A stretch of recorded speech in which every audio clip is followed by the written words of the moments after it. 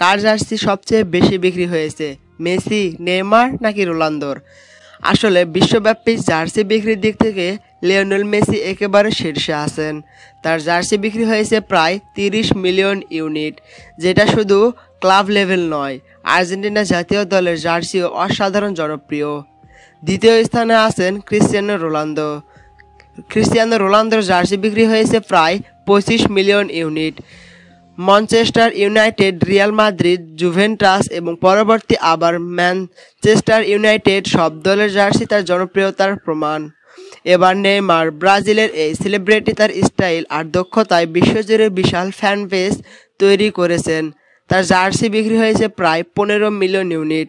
যদিও সংখ্যায় কম, কিন্তু তরুণ প্রজন্মের মধ্যে নেইমারের জনপ্রিয়তা কম নয়। তাহলে বলো তো, মেসি সবচেয়ে এগিয়ে, রোনালদোর কাছাকাছি, আর নেইমার নিজের স্টাইল ফ্যানদের মাতিয়ে রেখেছে? তোমার প্রিয় কার জার্সি? নিচে কমেন্টে জানাতে ভুলো না।